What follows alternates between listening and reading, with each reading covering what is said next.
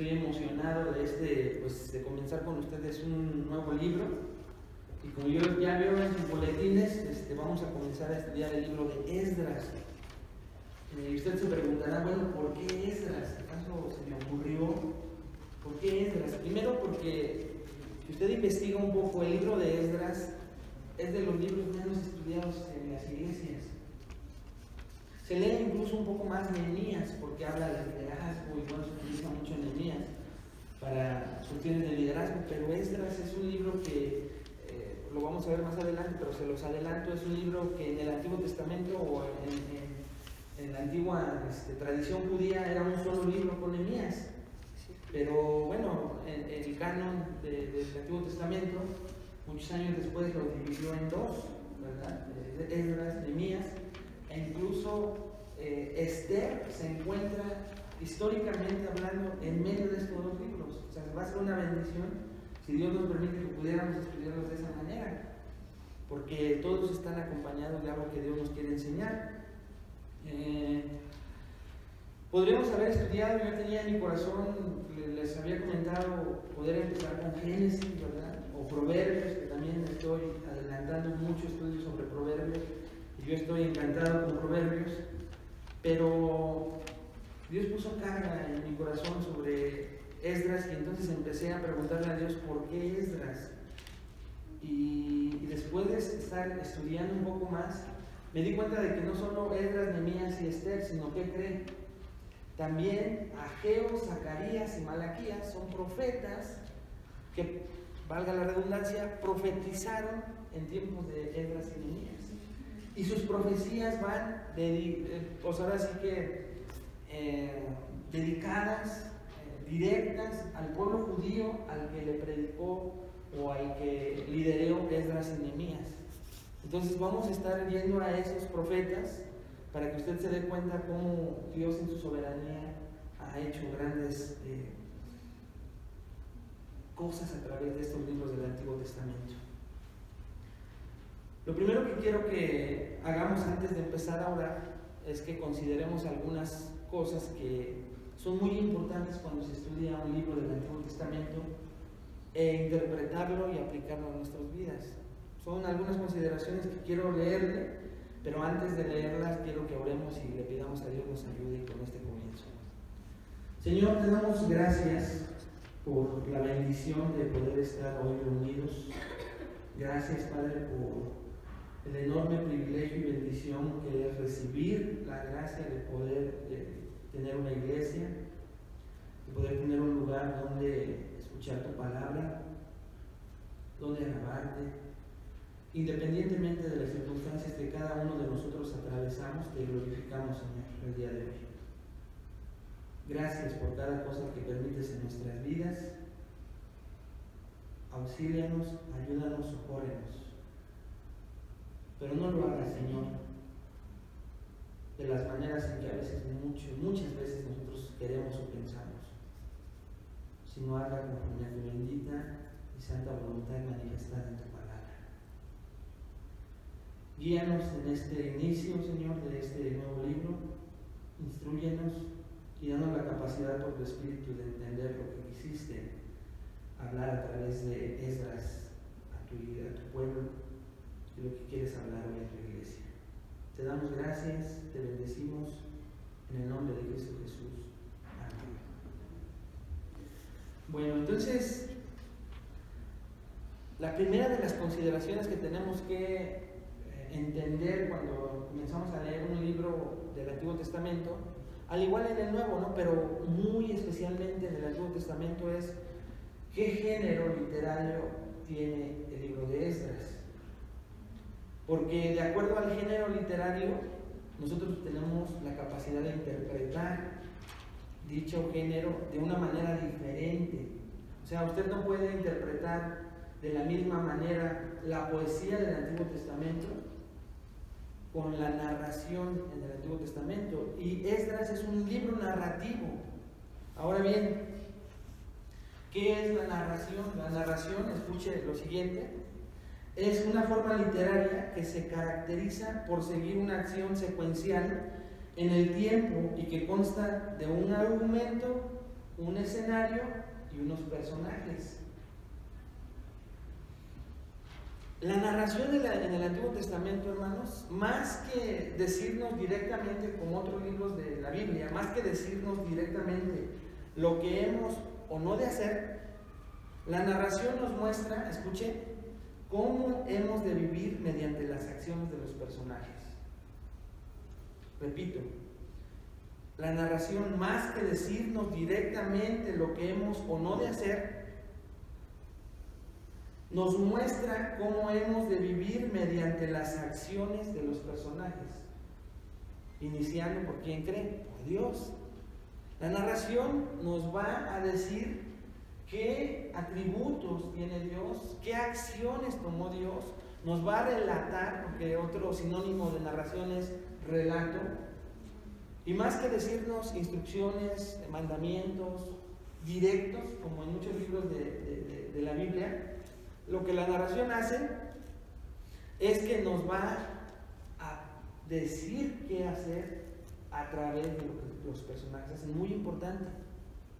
Aquí vamos a aprender principios teológicos a través de lo que los personajes hicieron. Muy, muy importante. Por ejemplo, en lugar de decirnos lo que vamos a hacer o lo que no vamos a hacer,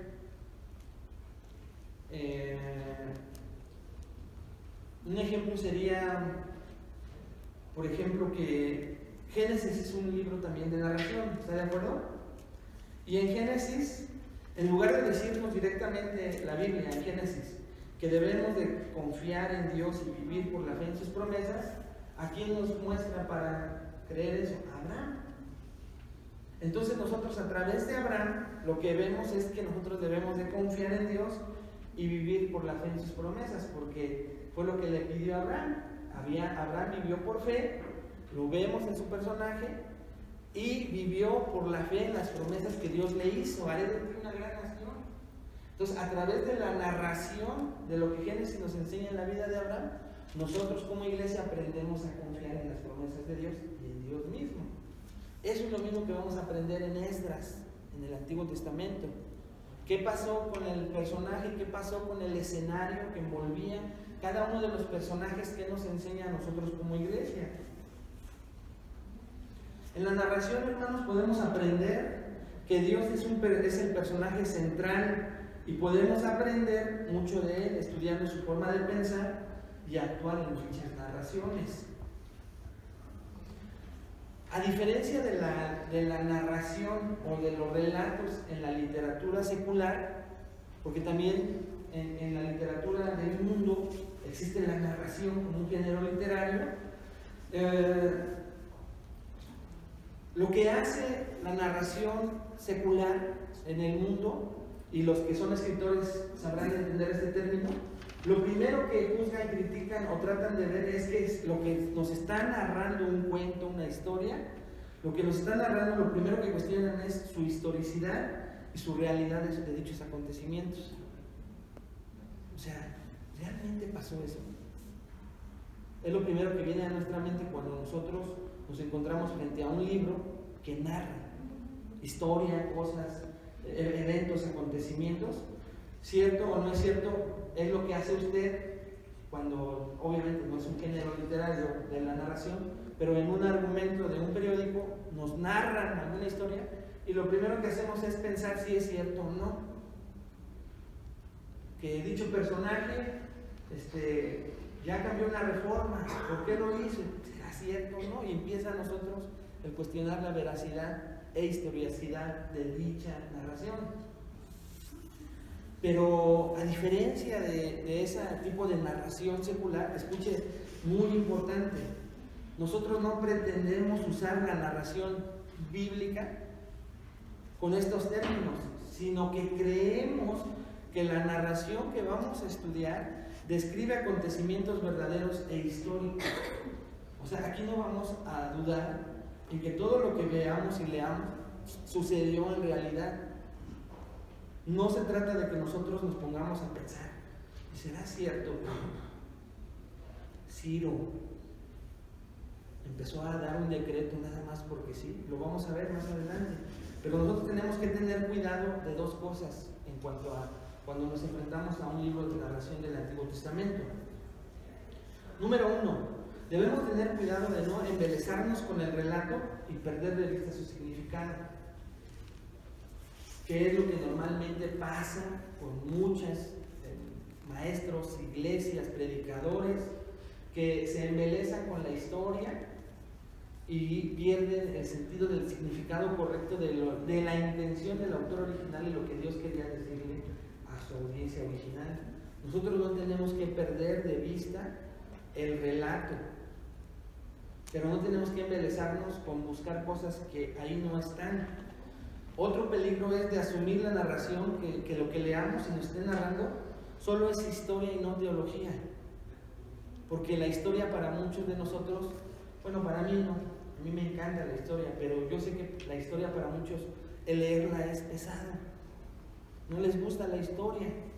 De hecho, si revisáramos sus boletas, tal vez ahí tienen 5 o 6 o pasaron de panzazo, no les gusta la historia, porque la historia, sobre todo, si usted se empieza a leer en esta semana Esdras, a leer tantos nombres, tantas listas, parecería que es aburrido y que ahí Dios no tiene nada que decirnos, pero nos vamos a sorprender cuando descubramos qué intención tuvo Dios al dejar ese tipo de listas y nombres. Va a ser algo impresionante, pero debemos evitar asumir que lo que leemos es solo historia, son como cuentos para los niños de la Biblia, ahí sí, la escuelita dominical, no, hermanos. Lo que vamos a leer es la palabra inspirada por Dios, que tiene el mismo poder, la misma intención de salvar y de santificar, de salvar al inconverso y de salvar al inconverso y de santificar al creyente. Y nos vamos a ver reflejado mucho en la historia y las narraciones que vamos a estar estudiando y leyendo. Pero por favor, tenga mucho cuidado de no verlo como una historia nada más, sino qué quiere mostrarnos Dios de Él, de su persona, y qué requiere de nosotros al leer estas narraciones. Tenemos que tener cuidado de no sacar tampoco demasiada teología, escuchen, no porque no la haya, pero de sacar teología por medio de la interpretación alegórica. Tal vez muchos es la primera vez que escuchan alegórico, y sobre todo juntándolo con la palabra interpretación, porque la interpretación alegórica es lo que normalmente usted o yo hemos escuchado cuando alguien dice: yo aquí entiendo que Dios me está diciendo que Ciro, el rey Ciro, el que recibió el decreto de parte de Dios, es ese jefe en el trabajo, o ese esposo que yo tengo, y yo tengo a Ciro en mi casa o en mi trabajo. Eso es alegoría. O sea, yo alegorizo el mensaje y le doy formas y metáforas que el texto no tiene la intención de su significado, pero yo pienso que sí, ¿no? O el famoso David, ¿no? Otro ejemplo más conocido, es cuando se enfrenta a Goliat, y tú tienes a tus Goliats enfrente de ti, y la piedra picuda, la onda, tiene un significado que es importante que tú, cristiano, debes conocer, alegórico. Tenemos que tener cuidado, sobre todo en el Antiguo Testamento, de no alegorizar, porque una interpretación correcta va a convertirse en una aplicación ¿qué? Incorrecta. De ahí la importancia de ir al significado correcto de lo que estamos escuchando, nos está narrando la historia del libro de Esdras. ¿Cuáles son entonces, si debemos evitar estas cosas, cuáles son los elementos correctos para interpretar un libro de narración bíblica? Ok, si tenemos que tener cuidado de no pensar que es solo historia, tenemos que tener cuidado de no embelezarnos con el relato y pensar que ahí no hay nada que podamos aprender. Si tenemos que tener cuidado de no alegorizar lo que estamos leyendo para pensar, darle interpretación en símbolo a cada cosa que leemos, porque no es la intención de Dios, ¿cuáles son los argumentos entonces correctos para interpretar el Antiguo Testamento? Un argumento, en la narración siempre hay un argumento, el porqué de la intención del autor de escribir. O sea, ¿por qué Esdras fue inspirado por Dios para dejarnos el relato de lo que pasó con él? Hay un escenario, el escenario es sumamente importante que nosotros lo interpretemos también, porque el escenario nos va a ayudar a descubrir lo que pasaba en el momento exacto de los acontecimientos. Si no descubrimos el escenario, vamos a interpretar correctamente y entonces vamos a decretar, a declarar, a arrebatar cosas que la Biblia no enseña. Tenemos personajes que nos van a enseñar, tenemos el punto de vista del narrador.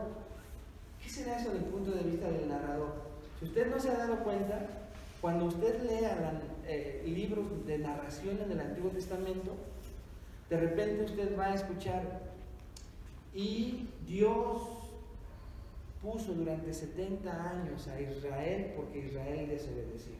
Ese es el punto de vista del autor, y el autor es Dios. O sea, el punto de vista de quien está escribiendo nos da la idea, hermanos, de por qué Dios está haciendo las cosas, de por qué Dios está actuando, de por qué Dios está en medio de lo que está narrando, pero es el punto de vista de quien está escribiendo.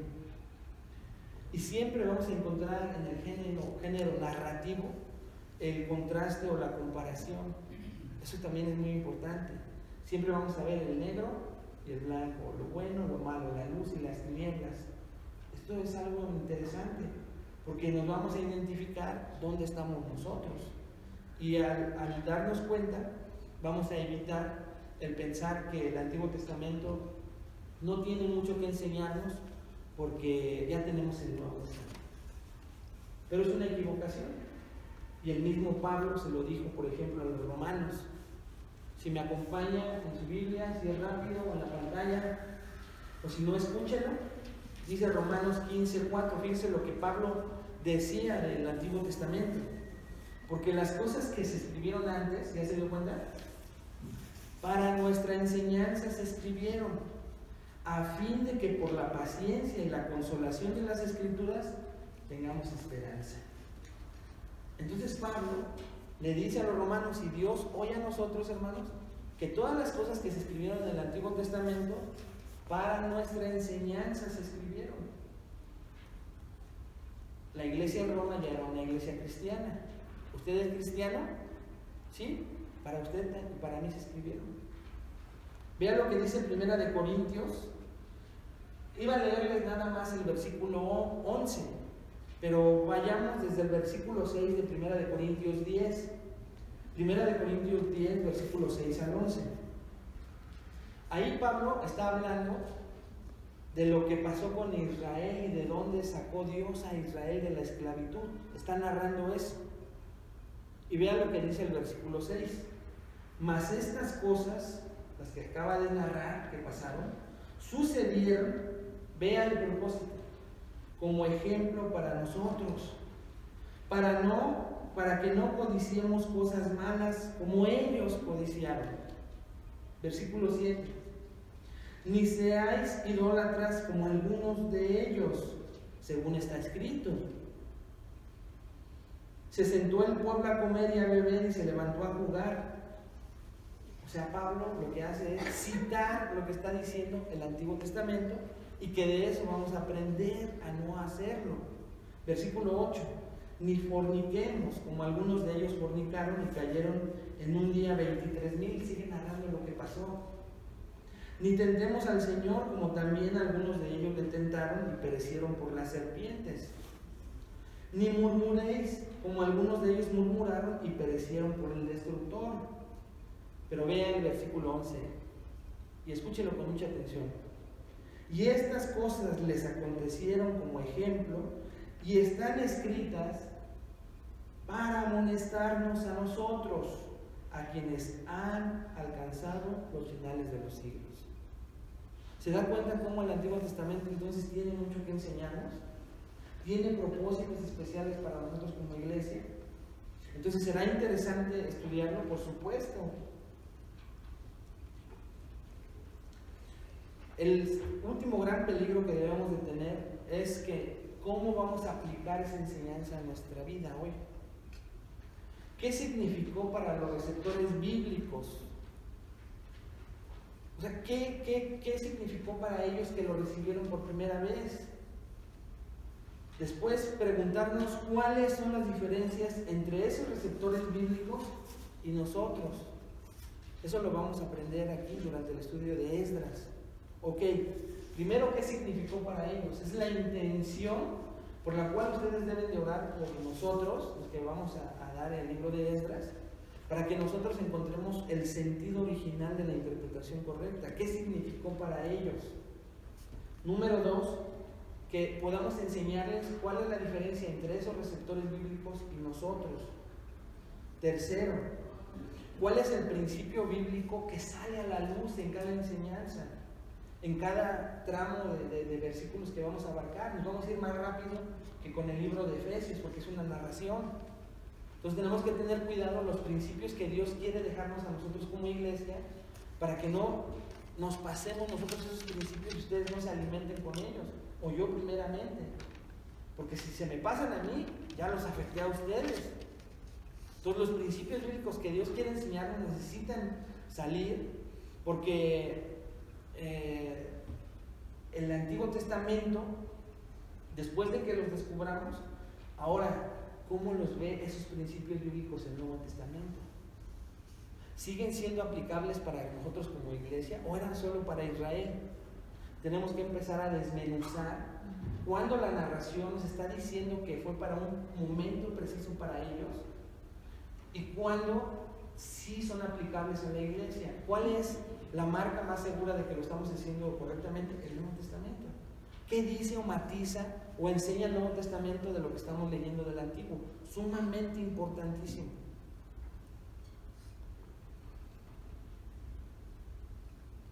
Porque al hacer todo eso que le acabo de decir, entonces ahora sí, ¿cómo lo voy a aplicar a mi vida? Con esto en mente, entonces, hermanos, vamos a estudiar hoy 3 características del libro de Esdras que te van a mostrar o que te muestran que Dios restaura siempre. 3 características, estamos solo en la introducción del libro, pero en esta introducción vamos a ver 3 características de este libro que te muestran que Dios restaura siempre. La primera característica son los conceptos generales del libro. La segunda característica es el contexto histórico del libro. Y la tercera característica es el tema principal del libro.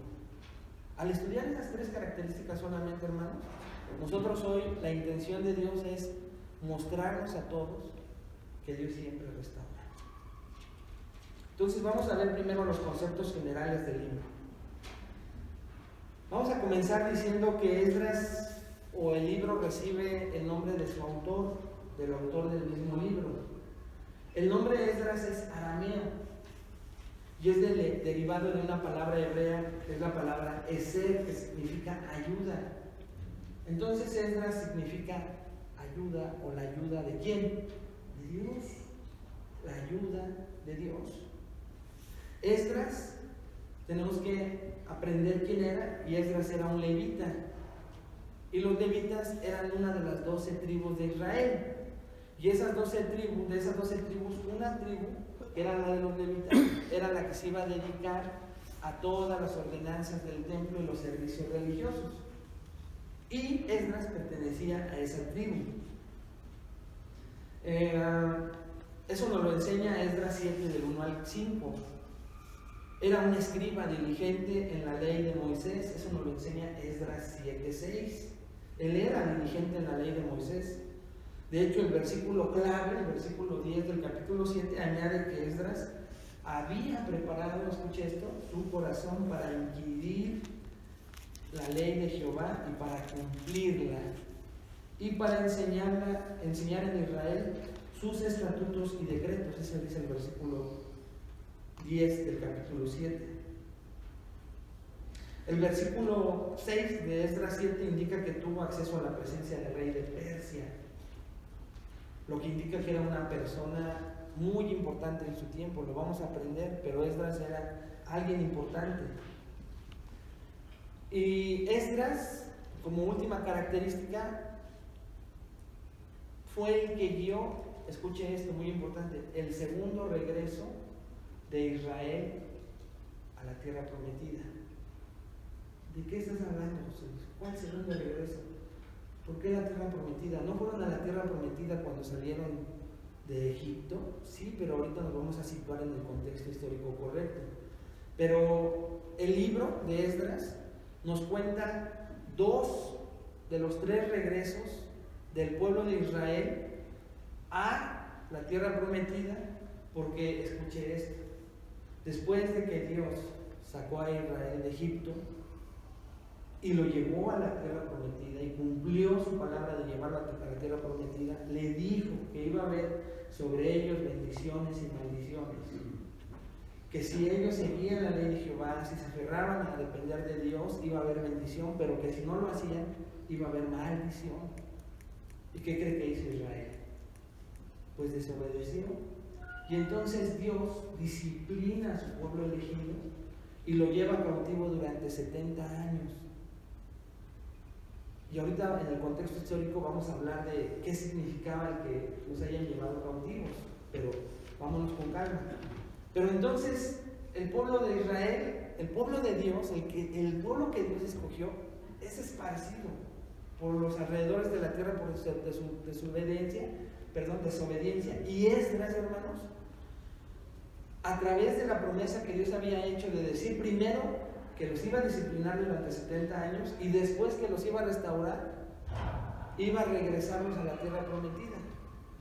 Y entonces Jehová, al cumplir su palabra, lo hace a través de 3 periodos de regreso. Y Esdras hace el segundo regreso. Ahorita vamos a ver la división del libro. Este libro fue escrito en el 457-444 a.C. Después lo vamos a analizar para los que tienen poca idea de por qué a veces nos hacemos bolas con los años. Aquí nosotros vamos en ascenso, pero cuando vemos el Antiguo Testamento vamos en descenso, lo vamos a explicar con calmita para que todos lo entendamos. Pero lo que quiero que aprendamos entonces es lo siguiente de estos conceptos generales del libro. Ya vimos quién es Esdras, ya vimos que es el autor del libro, ya vimos cuándo se escribió, la fecha en que se escribió Esdras. Pero vea lo siguiente, el por qué es importante ciertas palabras claves del libro de Esdras. Por ejemplo, la palabra hijos o su sinónimo se encuentra 160 veces, esto quiere decir 16 veces por capítulo, la palabra hijos. La palabra casa, hermanos, se repite 60 veces, lo que nos indica que se va a repetir 6 veces por capítulo, porque son 10 capítulos. La palabra padres se repite 20 veces, un poquito menos, 2 veces por capítulo.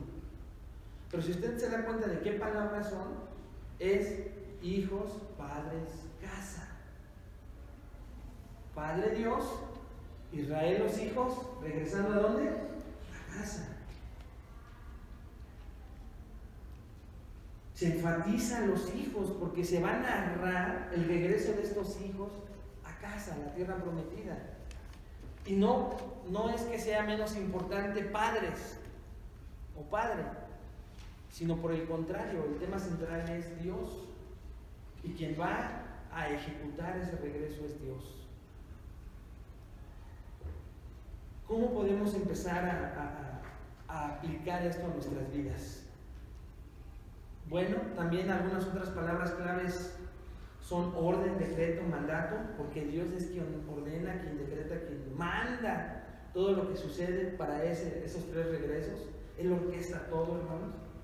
Y lo otro es la ley de Moisés, porque se menciona la ley de Moisés, de Jehová, o la ley de tu Dios. O sea, esto es la palabra de Dios, sumamente importante. Ahorita lo vamos a ver en el tema principal del libro. Entonces, que no se le olviden estas palabras claves, porque las vamos a estar viendo durante mucho tiempo. Vamos a ver temas como el orden familiar, la paternidad, el matrimonio, la unión libre, el divorcio, la economía, muchos temas que vamos a abarcar a través de este libro, y algunos de esos temas pues vamos a estar viendo ahí en el libro de Esdras. Usted lo lee, si lo lee, se da la oportunidad de leerlo en la semana, Va a decir, ¿dónde están esos temas? No se preocupe, los vamos a aprender juntos. Pero entonces lo que vamos a ver, hermanos, o cómo podríamos aplicarlo, es que no es coincidencia que los hijos, la casa y el padre sean de las palabras que más se repiten en este libro, porque Dios quiere, número uno, y ahorita lo vamos a ver más a profundidad, restaurar tu comunión con Él, tu relación con Él. Dios quiere restaurar tu comunión, tu relación con Él. Dios quiere traerte de regreso a casa, no porque te hayas ido de la iglesia, no porque no seas cristiano, porque hayas apostatado de la fe, no, sino que regreses a sentirte como en casa. Dios quiere restaurar, escuche algo muy importante, hermanos. Ya no solamente tu comunión con Él, tu comunión con quienes te rodean, de lo más íntimo a lo más amplio. Dios quiere restaurar tu hogar. Dios quiere restaurar tu relación, si eres casado, con tu esposo, con tu esposa, con tus hijos. Y podrás decir ahorita ahí sentado, yo no estoy peleado con nadie. Vuelvo a repetir, hermano, Dios quiere restaurar esas relaciones. Dios quiere restaurar la iglesia. Y la iglesia sigue, mira, somos no los de antes, pero seguimos firmes. Dios quiere restaurar la iglesia. ¿Te vas a dar cuenta? Dios quiere restaurar la iglesia. Dios quiere restaurar tus relaciones afuera. No, gracias a Dios, yo hoy no tengo problemas con nadie. Escucha nuevamente, Dios quiere restaurar tus relaciones personales. Lo dejamos ahí, como nada más confrontando a algo que Dios escucha bien. Dios quiere restaurar algo en tu vida. Vamos a ver la segunda característica, el contexto histórico del libro. Ahora, bueno, ¿qué es el contexto histórico? Ahora sí, tenemos que aprender rápidamente un poco de la historia de Israel para que veamos dónde está ubicado el libro de Esdras. Entonces, muchos han nombrado al libro de Esdras como el segundo éxodo, y ahorita vamos a ver por qué. Recuerdan que el éxodo de Israel fue el sacarlos de la esclavitud de Egipto y llevarlos a lo largo del desierto por 40 años para llevarlos a Canaán, la tierra prometida. Ese es el primer éxodo. Pero, ¿qué pasó con Israel? O bueno, ¿cómo nació Israel? Después de Génesis capítulo 12, vemos que Dios escoge a un hombre para que a partir de ese hombre nazca la nación de Israel. ¿Sí se acuerdan quién fue ese hombre? Abraham es escogido por Dios para que a través de él surja la nación de Israel, la que está ubicada en el libro de Esdras. Después la continúa a través de las promesas a su hijo Isaac. Y después Isaac tiene otro hijo. ¿Quién es? Por el que continuó la descendencia judía. Jacob. Y Jacob tiene 12 hijos y de ahí se dividen las 12 tribus de ¿quién? De Israel. ¿Ya se dio cuenta? Llegamos rápido a través de 3 personajes. No le voy a narrar todo, pero bueno, esa es como que la historia de Israel. Pero después de sacarlo, como decía hace un rato, a Israel de Egipto, Dios los lleva a través de Números, Deuteronomio y Levítico a tener una teocracia, que ya hemos hablado de lo que es una teocracia, ¿recuerdan? Quien gobernaba a Israel era Dios mismo. Y por eso es que ese gobernador, ese presidente, como usted le quiera llamar, esa autoridad, les da leyes de cómo deben de conducirse. Y castigos o beneficios en esto es bendiciones o maldiciones de acuerdo a cumplan o no cumplan. Como hoy lo tenemos aquí.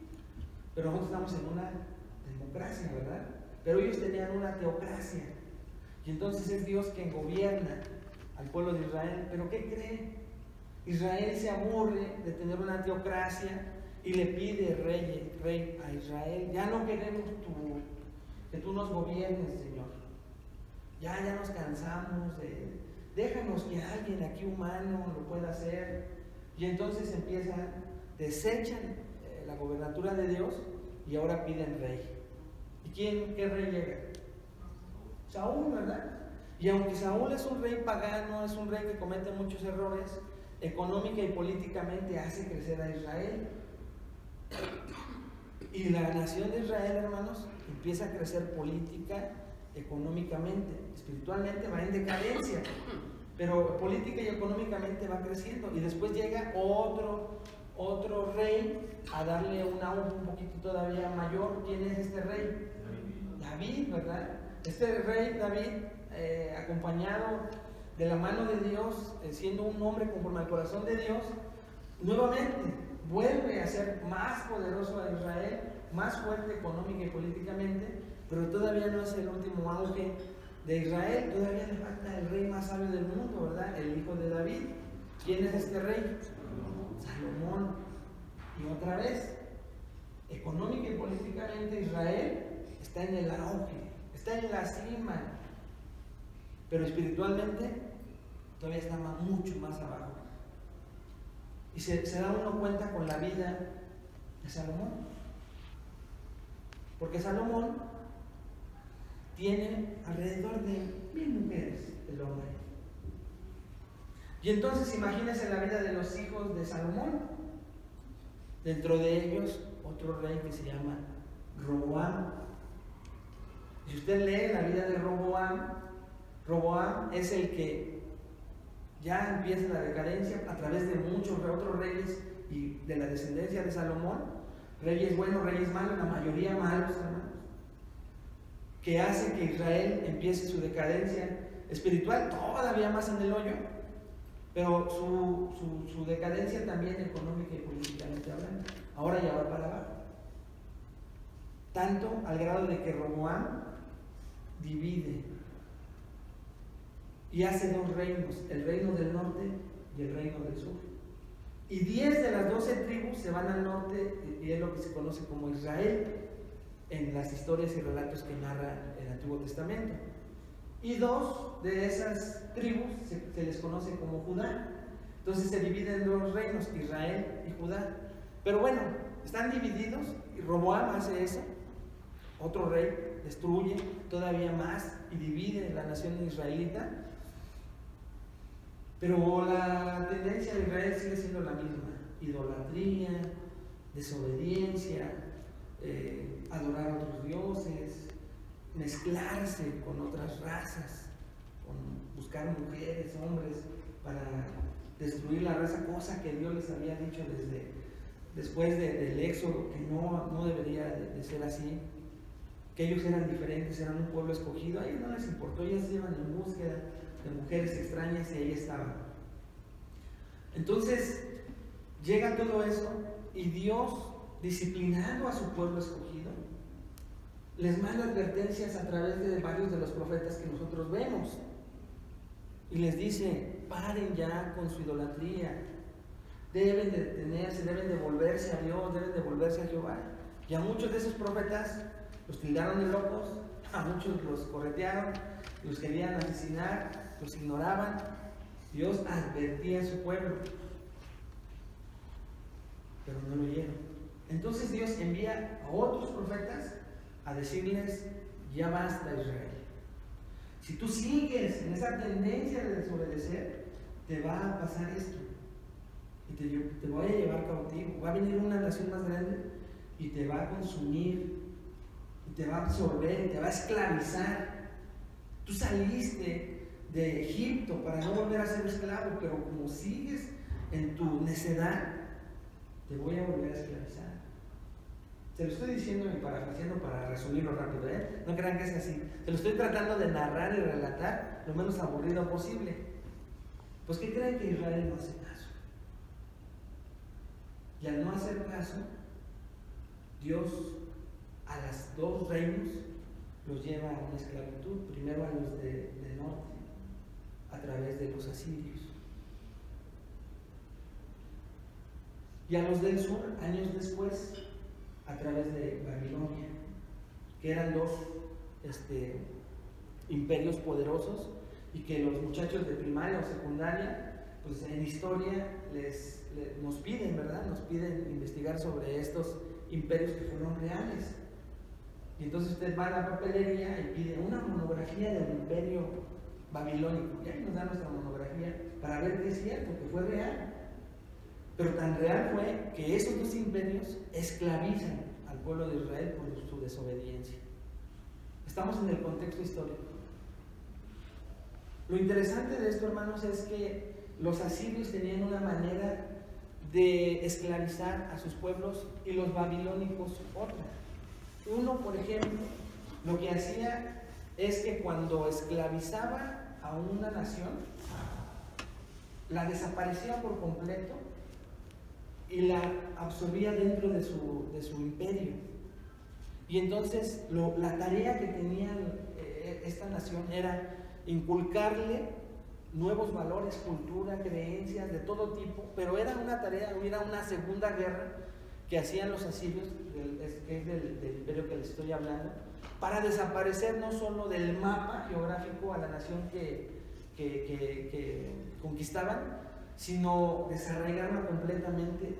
Y para ellos era un placer y una señal de triunfo el desaparecer no solo geográficamente, sino culturalmente a una nación. Y entonces los asirios conquistan a una parte de Israel y hacen eso. Y el imperio babilónico conquistaba de otra manera. El imperio babilónico lo que hacía es que les permitía seguir disfrutando de sus creencias, respetaba a Babilonia. ¿Saben quién es el rey Nabucodonosor, verdad? Entonces Nabucodonosor cree en Jehová de una manera diferente. Bueno, no cree, pero él dice que cree. Y entonces Nabucodonosor lo que hace es que absorbe, por el contrario, las cosas, entre comillas, buenas de cada nación, pero les da cierta libertad. Esta libertad, aún siendo esclavos, la tienen y se mantienen en sus lugares de origen, pero pertenecen a Babilonia. Eso implica mucho en lo que vamos a aprender durante la narración del libro, porque las dos maneras de conquistar afectó la manera, escuche esto, en que respondió el pueblo de Israel en su esclavitud, cuando vino el llamado de parte de Dios a través del decreto de un rey pagano para regresar a Canaán a reconstruir el templo. Pero lo vamos a ver, nada más si sitúes ahí. Entonces, estos reinos están cautivos por 70 años, y escuchen lo siguiente, tan tremendo de lo que nos indica que la Biblia es la palabra de Dios. Cumpliéndose los 70 años, después de que Jeremías, que es el que profetizó la esclavitud de Israel, cumpliéndose los 70 años, viene un decreto, que es donde va a empezar nuestro pasaje. Vean lo que dice Segunda de Crónicas 36, 17 al 23. Segunda de Crónicas, muchos dicen y acentúan que es Esdras quien escribe Segunda de Crónicas por este final. El capítulo 36 es el último capítulo de Crónicas. Vean lo que dice, escuchen con atención, hermano. Segunda de Crónicas 17, 23. Versículo 17. Por lo cual trajo contra ellos al rey de los caldeos, que mató a espada a sus jóvenes en la casa de su santuario, sin perdonar joven ni doncella, anciano ni decrépito. Todos los entregó en sus manos. Asimismo, todos los utensilios de la casa de Dios, grandes y chicos, los tesoros de la casa de Jehová y los tesoros de la casa del rey y de sus príncipes, todo lo llevó a Babilonia. Y quemaron la casa de Dios, y rompieron el muro de Jerusalén, y consumieron a fuego todos sus palacios, y destruyeron todos sus objetos deseables. Versículo 20. Los que escaparon de la espada, o sea, los que no murieron, vean lo que pasó, fueron llevados cautivos a Babilonia y fueron siervos de él y de sus hijos, hasta que vino el reino de los persas. Entonces sucedió otro acontecimiento, surge otro imperio, que es el imperio persa, pero Segunda de Crónicas narra que iba a venir otro imperio más grande para sacar de la esclavitud a todos los imperios que había conquistado Babilonia, entre ellos Israel. Siga con atención lo que sigue. Versículo 21. Para que se cumpliese la palabra de Jehová por boca de Jeremías, hasta que la tierra hubo gozado de reposo, porque todo el tiempo de su asolamiento reposó, hasta que los 70 años fueron cumplidos. Increíble, usted a lo mejor no se sorprende, pero cuando se dé cuenta cómo todo esto se cumplió, la palabra de Dios se cumplió tal y como la escribió Dios. Pero Crónicas sigue relatando. Vea el versículo 22. Mas el primer año de Ciro, rey de los persas, para que se cumpliese la palabra de Jehová por boca de Jeremías, Jehová despertó el espíritu de Ciro, rey de los persas, el cual hizo pregonar de palabra y también por escrito por todo su reino, diciendo: así dice Ciro, rey de los persas. Ya estaban los persas, y el primer año, cuando se cumplen los 70 que había dicho Dios de la esclavitud y disciplina de Israel, sale un decreto del rey persa, rey que no creía en Jehová. Pero vean lo que dice este rey pagano incrédulo. Así dice Ciro, rey de los persas, versículo 23: Jehová, el Dios de los cielos, me ha dado todos los reinos de la tierra, y él me ha mandado que le edifique casa en Jerusalén, que está en Judá.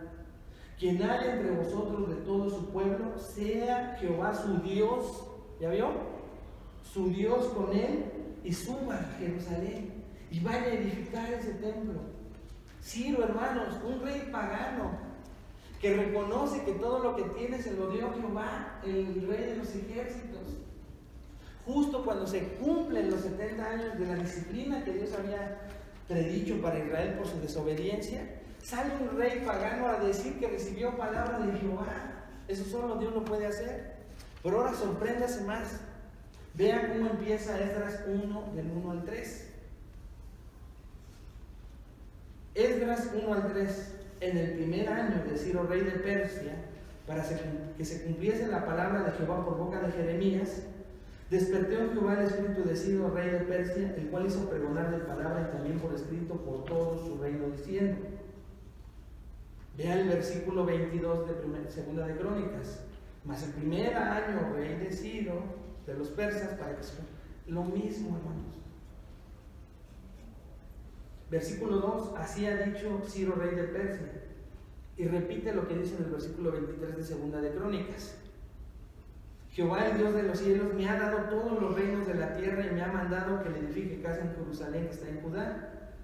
Quien haya entre vosotros de su pueblo, sea Dios con él, y suba a Jerusalén, que está en Judá, y edifique la casa a Jehová, Dios de Israel. Él es el Dios, la cual está en Jerusalén. Entonces, como termina Esdras, Crónicas, comienza Esdras. Entonces, el contexto histórico donde nos encontramos es en el fin del exilio o esclavitud de Israel, a través de Babilonia y a través de los asirios, y comienza un nuevo imperio que son los persas. Pero el libro está ubicado entonces entre el final de dicha esclavitud o exilio y el principio del regreso. Ahí nos encontramos, hermano. Ahí estamos.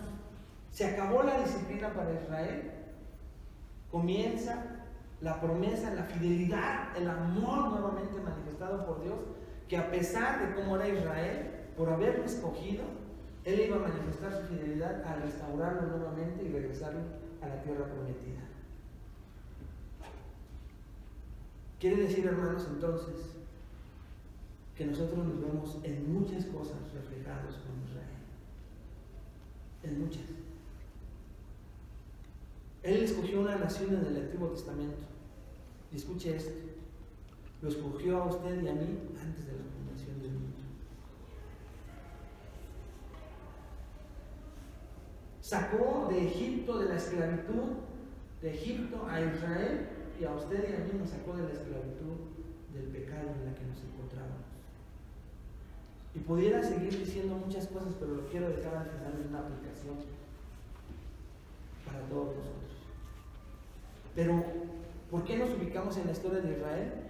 Porque Israel habla mucho de nuestra vida cristiana y de cómo muchas veces nosotros actuamos con la misma deslealtad con la que Israel actuó con Dios. Y nos vamos a ver reflejados, hermanos. Nos vamos a ver reflejados en este libro en cómo muchas veces Dios, al restaurarnos, nos va a mostrar cosas que no nos gustan de nosotros. Pero es necesario para una restauración plena y hecha por Dios. Vamos con la última característica.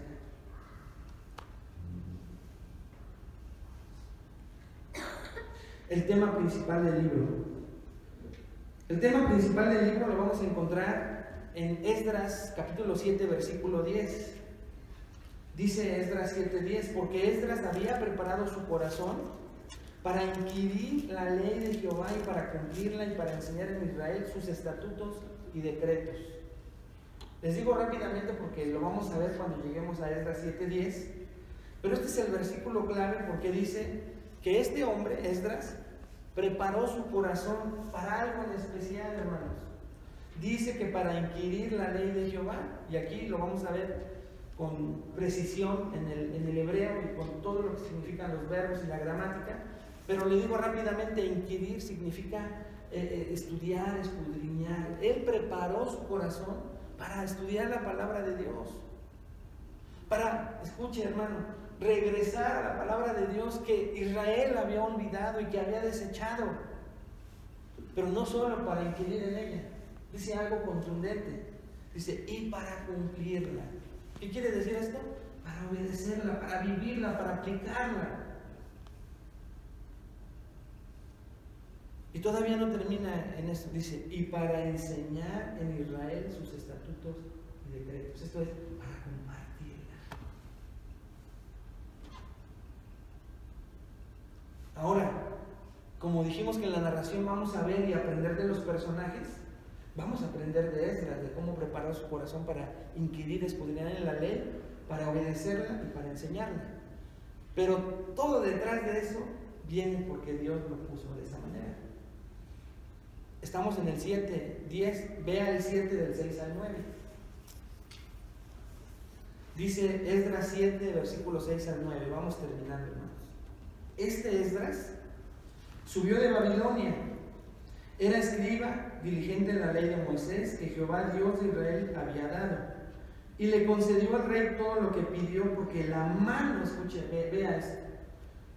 Y le concedió al rey todo lo que pidió, no porque era escriba, porque inquiría, porque había preparado su corazón, no. Vea por qué dice, porque la mano de Jehová, su Dios, estaba sobre Esdras. Y con él subieron a Jerusalén algunos de los hijos de Israel y de los sacerdotes levitas, cantores, porteros y sirvientes del templo en el 7º año del rey Artajerjes. Versículo 8. Y llegó a Jerusalén en el mes 5 del año 7º del rey, porque el día 1 del primer mes fue el principio de la partida de Babilonia. No lo explico, parece revoltijo, pero no se preocupe, lo vamos a ver. Y al 1 del mes 5 llegó a Jerusalén, y vea nuevamente la frase, estando con él la buena mano de Dios. ¿Qué vemos entonces en el tema principal del libro, hermanos? Dios,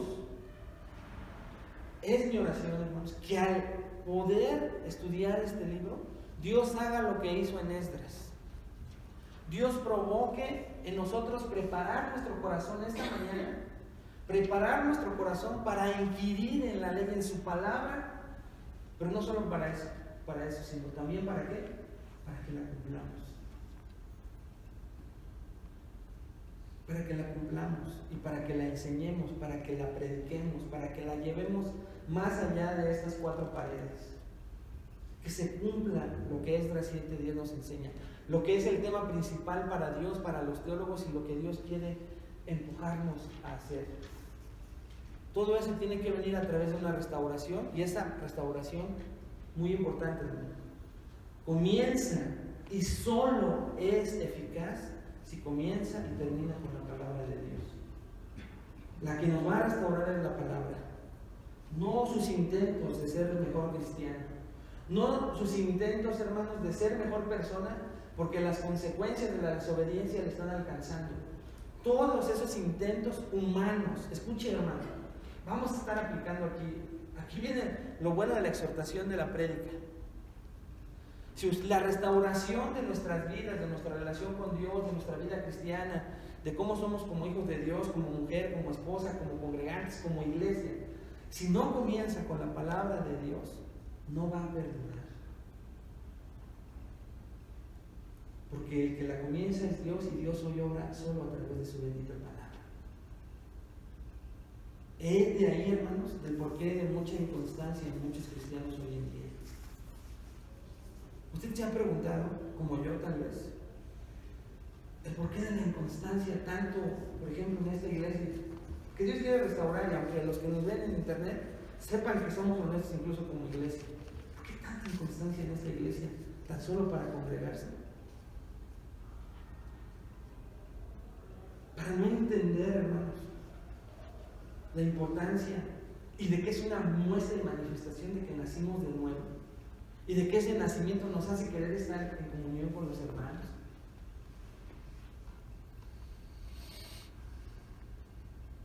Hay cosas que restaurar, ¿está de acuerdo? Pero así, con este tiempo, otros muchos que vamos a ir aplicando. Entonces el tema principal lo podríamos resumir en esta frase. El tema principal del libro de Esdras es la fidelidad de Dios de restaurar a su pueblo por medio de su palabra. La fidelidad de Dios de restaurar a su pueblo por medio de su palabra. Y dividimos este tema principal en tres. La fidelidad de Dios habla de la acción de Dios, la que Dios quiere realizar o realizó en el pueblo de Israel y la que quiere realizar en su vida y en la mía. Dios quiere restaurar áreas de su vida, hermano. Dios quiere actuar. Dice, ¿por qué? Porque Dios es fiel. De restaurar a su pueblo. A Israel le dio una promesa, a nosotros nos da promesas en el Nuevo Testamento de restaurarnos cada vez que nos desviamos. Y nos da el medio, por medio de su palabra. Entonces, si algo le va a quedar esta mañana como algo que aprender, aprendes el tema del libro. La fidelidad de Dios de restaurar a su pueblo por medio de su palabra. Dos cosas con las que quiero aplicar y que vayan repartiendo los elementos de la cena, porque recuerden que hoy es 1 de mes. Pero ¿cómo podemos aplicar a nuestra vida para salir de aquí y de estas tres características hacer dos cosas? Número uno, hermano, reconozca todo lo que Dios ha hecho por usted. Salga esta mañana de este lugar reconociendo, recordando todo lo que Dios ha hecho por usted. ¿Cómo lo podemos hacer? Al recordar el contexto histórico. Toda la historia de Israel, y vea esto, hermanos, y la mano de Dios con Israel, con ese pueblo idólatra, inconstante, que le daba la espalda a Dios tan fácil para ir en pos de otros dioses, rebelde. Esta mañana, hermano, reconozca todo lo que Dios ha hecho hasta hoy, a pesar de que imitamos en muchas de las reacciones a Israel. Reconozca las bendiciones de Dios esta semana. Reconozca, hermano, que así como escogió a Israel, le dije hace un rato, también Dios lo escogió a usted. Dios lo hizo con usted, lo escogió. ¿Será motivo de agradecerle? Así como Dios tiene la garantía, le dio la garantía a Israel de siempre ser su pueblo escogido, a nosotros nos da la garantía de nuestra salvación. No la vamos a perder. Pero eso no nos da permiso a comportarnos como queremos.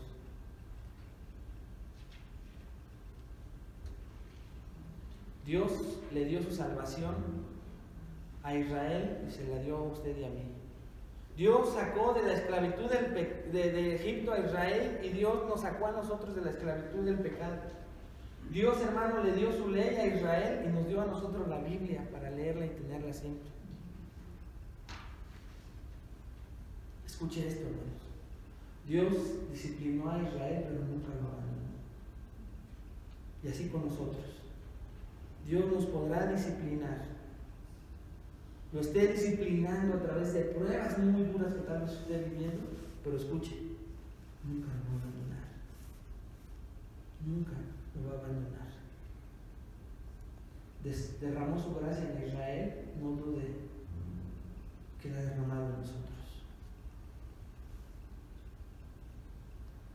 Incluso mejor, porque ahora es a través de su Hijo Jesucristo a quien ama.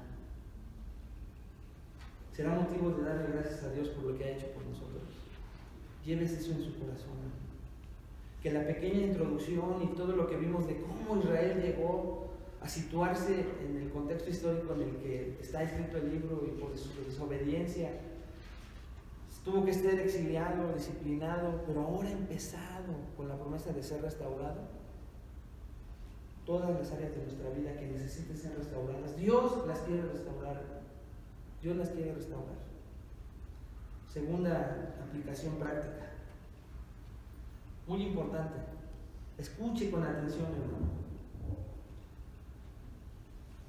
La segunda cosa que debemos de hacer es reconocer nuestra necesidad de regresar a Dios y a ser restaurados. Reconocer nuestra necesidad de regresar a Dios y de ser restaurados. Dios siempre es fiel, hermanos, pero nosotros tenemos la responsabilidad de reconocer cuando nos alejamos de Dios, ya sea por mucho tiempo o por un instante. Y todos lo hemos hecho. Todos nos hemos alejado de Dios. Pero si esta mañana usted no sale de estas puertas reconociendo la necesidad de regresar a Dios y de ser restaurado, Dios no va a hacer, no va a poder hacer nada. Él anhela, Él quiere, y podría hacerlo aún en contra de su voluntad. Y a lo mejor puede ser así. Pero Él nos hace responsables a nosotros de nuestra vida cristiana. Cosa que no entendemos, porque así mismo es nuestra salvación. Dios es soberano en la salvación, pero nos hace responsables de la respuesta afirmativa o negativa de ella. En nuestra santificación es lo mismo. Somos colaboradores con Dios. Entonces, si usted se va con esa convicción de reconocer que necesita ser restaurado, le va a pedir a Dios esta mañana que Dios lo restaure.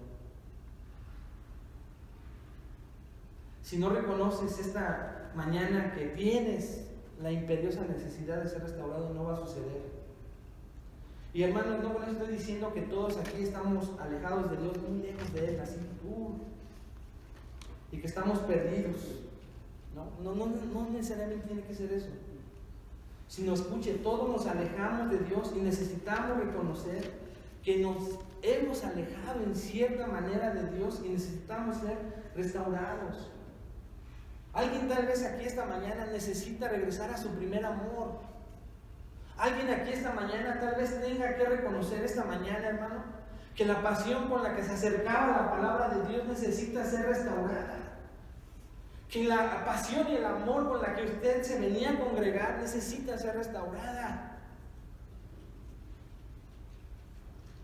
Que la pasión de tener comunión con Dios en oración, de hablar a otros de Dios, necesita ser restaurada. Que usted ya no siente tal vez la presencia de Dios como antes y esa relación con Él necesita ser restaurada.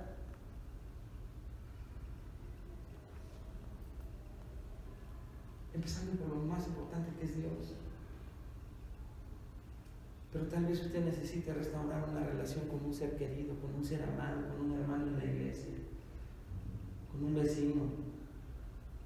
Dios quiere restaurar esa relación.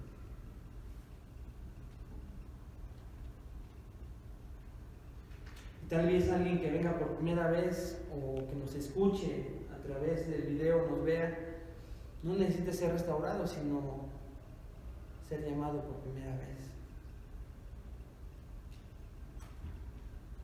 Y tú no necesitas regresar a Dios, sino venir por primera vez a Dios. Tal vez alguien aquí, hermanos, o alguien que nos está viendo, ha pensado o pensó muchas veces y se dijo, te dijiste cristiano.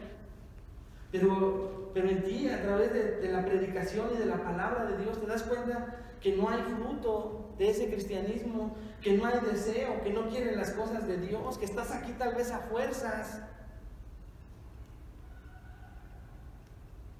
Tal vez te das cuenta de eso, tal vez siempre has sido honesto y siempre has dicho esto, yo no soy cristiano. Necesitas venir por primera vez a Cristo antes de ser restaurado. Porque Dios restauró a su pueblo y va a restaurar a su hijo, a su iglesia. Pero si no eres hijo, necesitas venir por primera vez a Cristo. Ven a Dios por primera vez en arrepentimiento. Arrepentimiento obviamente de tus pecados, y confía en Jesús como tu Salvador. Escuchen lo siguiente, hermano. Cristianos y no cristianos, escuchen. Así como ningún cristiano puede alejarse tanto de Dios que Dios ya no le pueda restaurar. Así como un cristiano no puede alejarse tanto de Dios que Dios ya no tenga el poder para restaurarlo, porque lo va a hacer. Así tampoco, escuchen, no existe ningún pecador en el mundo que haya pecado tanto que no pueda ser salvo. Y hay sin número de ejemplos en la Biblia. Todos somos llamados a regresar a la palabra de Dios y a obedecerla. Tal vez por primera vez, o tal vez porque es necesario, y hoy nos damos cuenta que necesitamos restaurar áreas de nuestra vida cristiana que han sido agrietadas, descuidadas. Si alguien aquí esta mañana quiere reconocer que necesita restaurar áreas de su relación con Dios, de su relación con los demás, si alguien aquí o todos juntos reconocemos que nuestra iglesia necesita ser restaurada, hermanos, vamos a inclinar nuestro rostro, vamos a pedirle perdón a Dios y que nos ayude a restaurar esas áreas a través de este hermoso libro, que prepare nuestros corazones y disponemos nuestro corazón para participar de la Santa Cena. Padre, te damos gracias. Gracias, Señor, por tu amor, tu misericordia y por preparar nuestro corazón a través de estudiar este hermoso libro de Esdras, donde nos vamos a reflejar en muchas de las cosas que hacemos mal, Señor. Tal vez nuestros argumentos podrían decirnos que estamos aquí sentados, que nos congregamos cada domingo, pero tal vez estemos en la etapa, Señor, en donde debemos obedecer y aplicar tu palabra y todo lo que sabemos y donde nos has instruido. Perdónanos, Señor, a aquellos que estamos en esa etapa y que sí nos congregamos, que comemos de esa palabra con la cual tú nos alimentas cada vez que somos expuestos a ella, pero que al salir, Señor, muchas veces la escupimos, la desechamos, porque no se ve reflejada en nuestro cristianismo. Muchas veces un sermón, una prédica puede conmovernos, pero enséñanos, Padre, que el sermón no termina, Señor, sino que apenas comienza cuando el predicador termina, Señor, su mensaje. Apenas comienza en nosotros para poderlo vivir. Y va a ser efectivo y va a provenir de ti, Señor, cuando lo llevemos a la práctica. Y hoy queremos reconocer que muchas veces no lo hacemos. Pero queremos que restaures, Padre, todas esas áreas de nuestra vida. Y queremos hacerlo al reconocer que necesitamos ser restaurados en muchas áreas. Hoy te damos gracias por todo lo que nos has dado, por todas las bendiciones que recibimos de ti. Te alabamos por eso, Señor. Pero queremos participar de esta celebración de la Santa Cena de manera digna, pidiéndote perdón, Señor. Pidiéndote perdón por todas esas cosas que hoy vemos que están descuidadas, esas áreas de nuestra vida que están olvidadas, desgastadas, débiles, pero que queremos que las restaures, Padre. Así que preparamos nuestro corazón para participar de esta cena dignamente, glorificando tu nombre y llevándonos en nuestro corazón la necesidad de ser restaurados. Permítanos en la semana meditar en eso y reflexionar. Te lo pedimos, Padre, en el poderoso nombre de Cristo Jesús. Amén. Así que, hermanos, vamos a participar de esta cena.